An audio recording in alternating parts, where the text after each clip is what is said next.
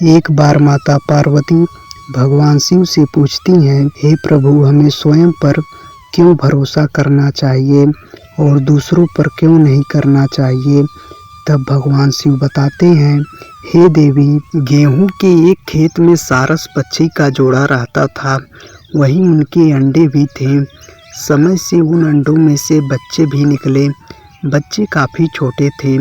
फसल पक गई थी।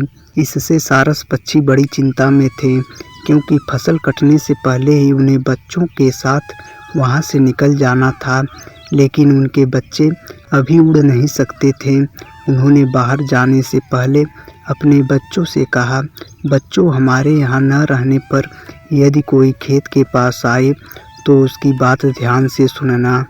एक दिन जब सारस भोजन लेकर शाम को बच्चों के पास वापस लौटे तो बच्चों ने कहा, आज किसान आया था। वह बहुत देर तक खेत के चारों ओर घूमता रहा। एक दो स्थान पर खड़े होकर देर तक खेत देखता रहा। फिर उसने अपने बेटे से कहा कि अब फसल काटने लायक हो गई है। आज चलकर गांव के लोगों से कहूँगा कि वे मेरी फसल कटवा दें। सारस ने कहा, तुम लोग चिंता मत करो, फसल कटने में अभी देर है। उसके गांव के लोग गेहूं काटने नहीं आएंगे। हम अभी यहीं रहेंगे। 2-3 दिन तक कोई फसल काटने नहीं आया। अगले दिन जब सारस शाम को बच्चों के वापस आया तो बच्चे बहुत घबराए हुए थे। वे कहने लगे, अब हम लोगों को यह खेत तुरंत छोड़ देना चाहिए। आज किसान फिर आया था। वह कुछ पौधों को हाथ में लेकर बोला कि गांव के लोग स्वार्थी हैं।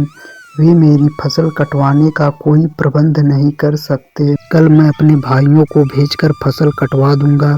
सारस बच्चों के पास निर्भय होकर बैठा और बोला, बच्चों, अभी फसल नहीं कटेगी।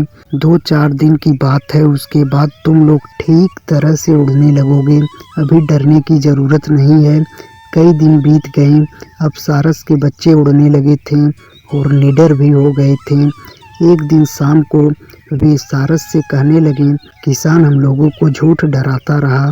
इसकी फसल तो अभी तक कटी नहीं। वह आज फिर आया था और अपने बेटे से कह रहा था, बेटा, मेरे भाइयों ने मेरी बात नहीं सुनी। सब बहाना बनाते हैं। मेरी फसल का अन्न सूख कर झड़ रहा है। कल सवेरे मैं स्वयं आऊँगा और फसल काटूँगा।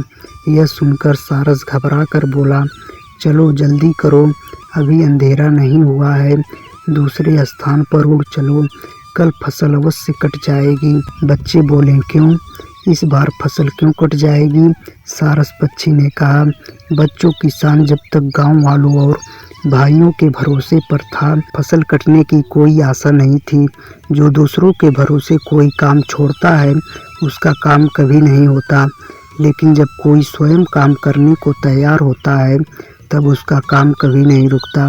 किसान जब स्वयं फसल काटने वाला है तब तो यह फसल अवश्य कटेगी। सारस अपने बच्चों के साथ उसी समय वहां से उड़कर दूसरी जगह चले गए और इस तरह भगवान शिव कथा को समाप्त करते हैं।